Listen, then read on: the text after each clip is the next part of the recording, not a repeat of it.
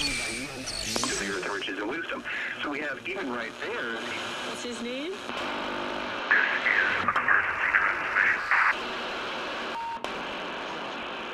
This is an emergency transmission from FEMA Region 6 in occupied North America.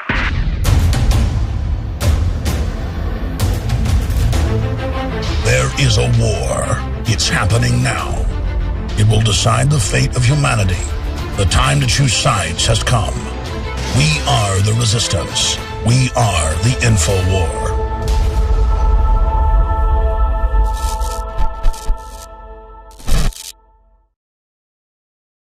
But again, we're joined in studio by Tucker Carlson to cover the waterfront. We've got Russia seeks access to bases in 8 countries for its ships and bombers. Russia admits its troops are moving into the Crimea, as we reported 3 days ago. That's now confirmed mainstream news. We just covered the Russian news.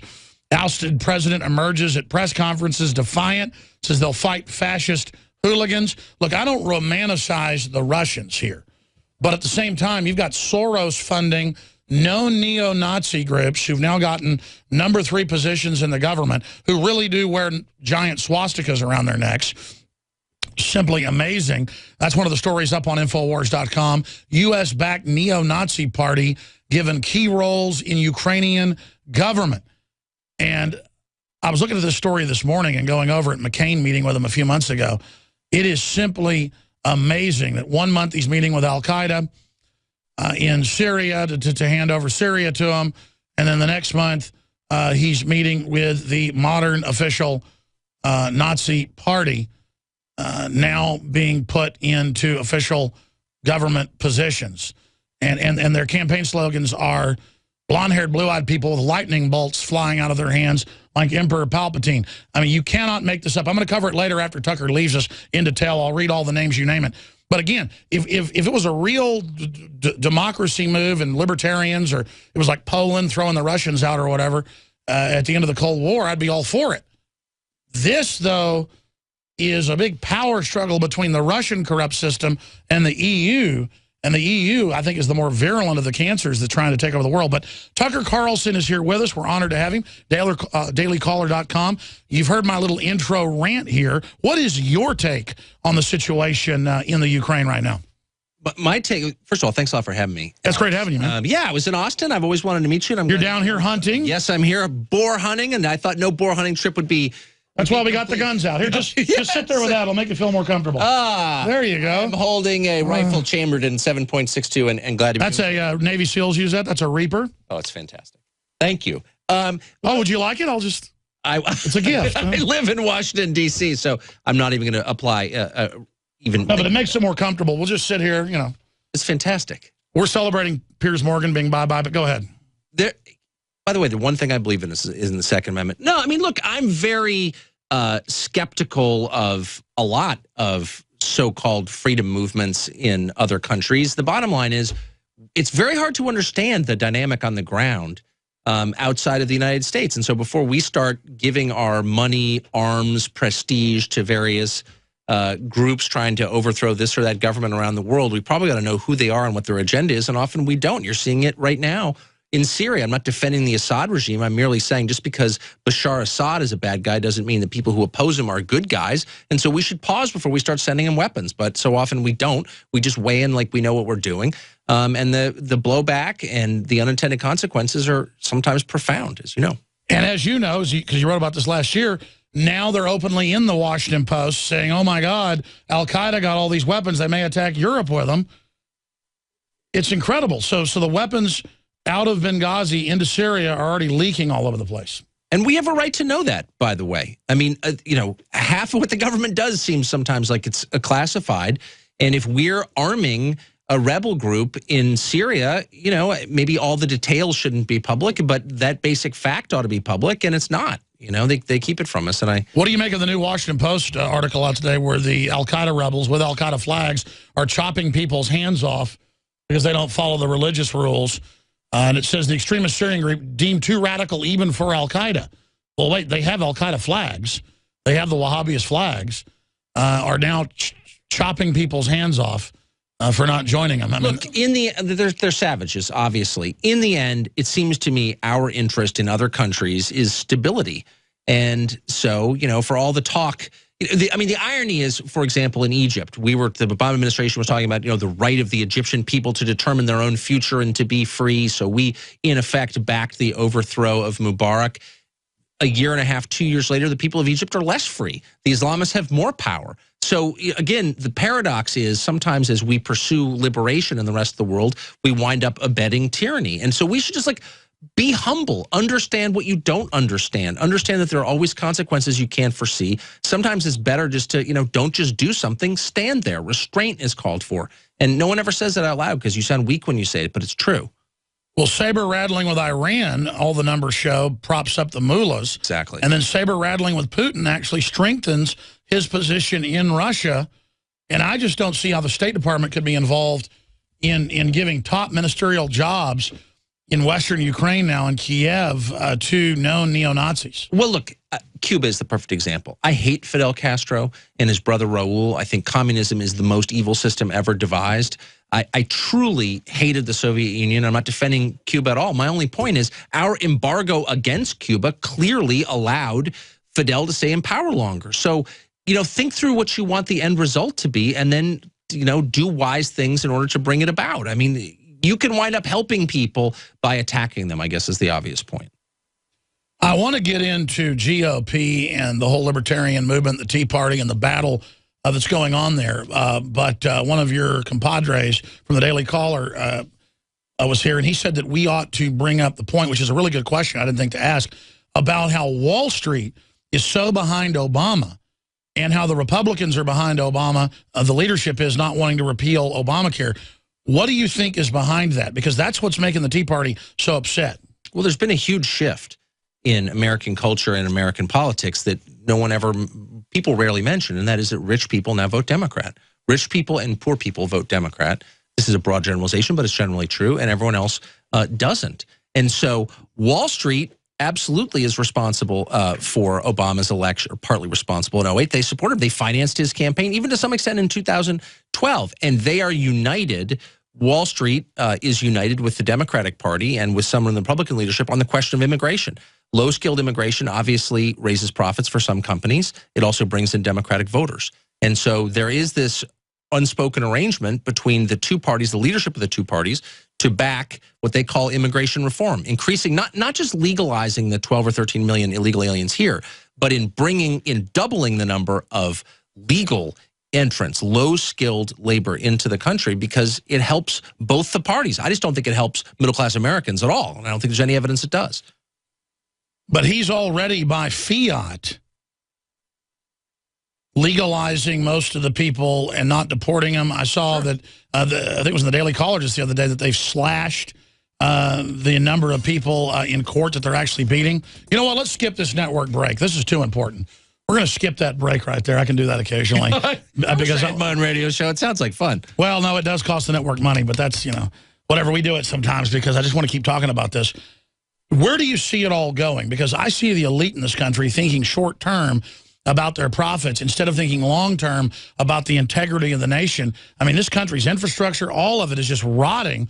And then government has this instinct to want to disenfranchise, get people on the dole, put them on welfare, cut their hours from 40 hours to 25 hours under Obamacare. Exactly. I mean, it really is Cloward and Pivot. Well, it doesn't make any sense at all from an economic point of view. You want immigration when you have a labor shortage. And we have the opposite of a labor shortage. We have persistent, long-term, double-digit unemployment. I don't care what the official numbers are. We have double-digit unemployment that's extended for, what, 6 years now, 5.5 years.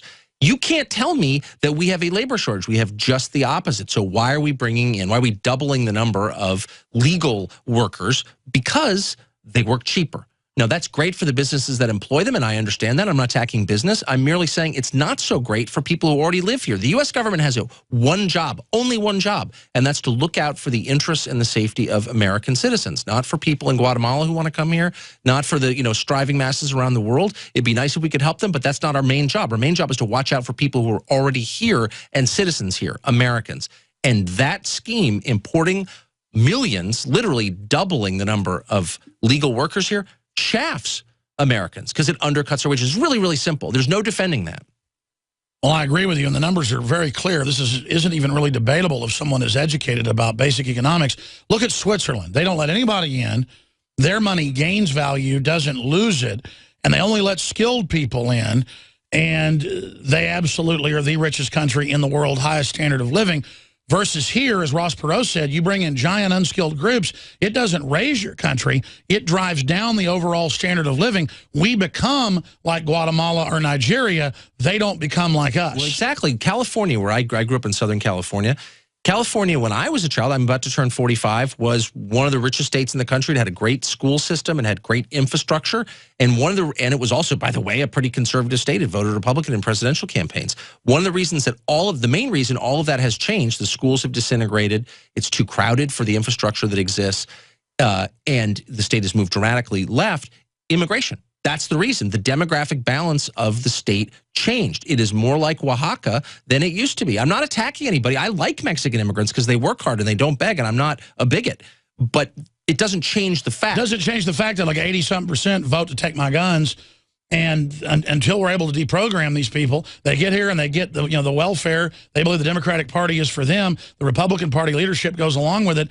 It is literally game over. Bring in an outside group to vote for Obamacare, to vote for socialism, to vote for gun control. That's why the Democrats are serious when they say they're going to turn Texas blue. They will. Well, they'll bring in 10 million illegals, and now you got MSNBC saying my kids belong to them, and they will come and they will run my life. Yeah, there's no doubt about it. And they are doing this with the complicit support of the Republican leadership because it benefits a small number of people. I'm not, just to be totally clear, I'm not a conspiracy nut. I don't think this is a secret conspiracy. I think it's completely out in the open. The Chamber of Commerce is lobbying for this immigration bill, and La Raza is lobbying for the immigration bill. And they have different aims, but they have the same goal, which is to increase the number of immigrants who come here. And by the way, we're at the highest level per capita of immigration in the last 100 years. We have more foreign-born Americans than any time in the last 100 years.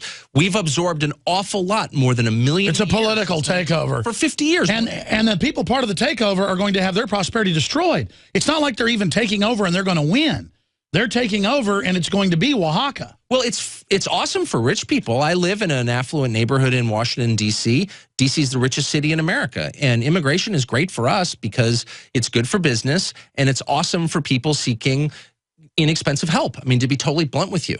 And so rich people benefit from immigration, but anybody who's not rich does not benefit from it. And so it is, in a way, an informal conspiracy against the middle. It's ordinary people do not benefit from it. They just don't. And when you press advocates in this, well, how exactly does it work that you import labor when you have an excess amount of labor? Why does that help? And they'll say, well, because you expand the economy. Really, where's that worked in the United States? And they say, well, it's worked in Silicon Valley. Really? Because Silicon Valley employs fewer people than it did 30 years ago.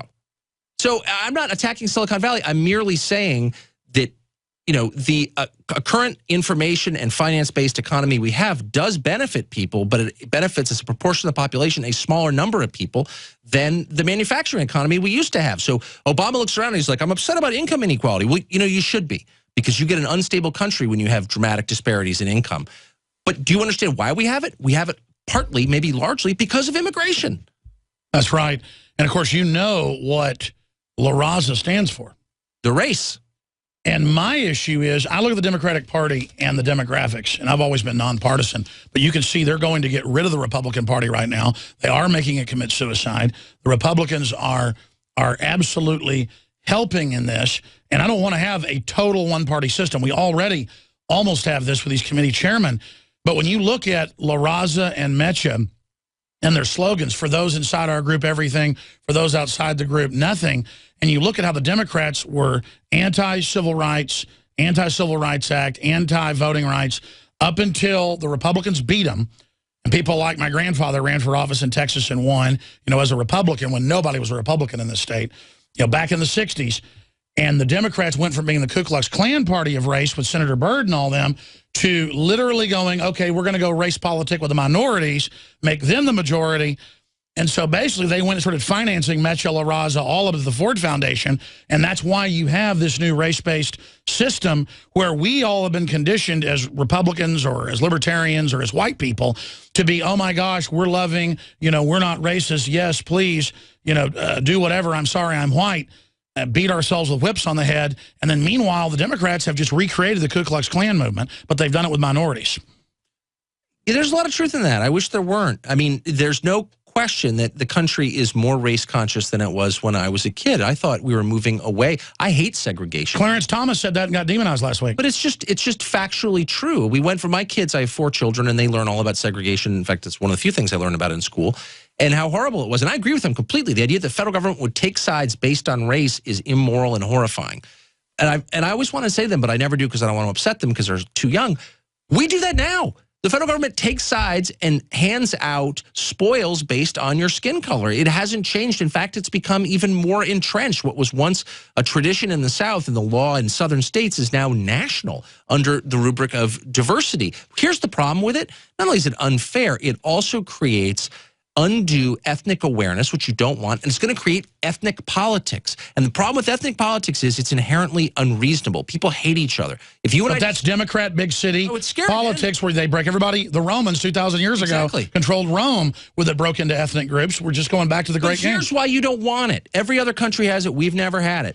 If you and I disagree on an issue, we can be mad at each other, but the issues get resolved, like they change, and we can become friends again. If we disagree on ethnic grounds, if we dislike each other because we're of different ethnicities, that never changes. Ethnicity is immutable. And it doesn't make it about actual issues. It makes it about skin color. And people become, by definition, unreasonable, irrational, in some cases violent over ethnic division. And you really want to you want to downplay the importance of race and ethnicity, and we are accentuating it with this. Oh, Martin Luther King said, make it about what somebody does, what they stand for, not about what color they are. I'm just saying they're playing with fire. I'm not even making a moral case here.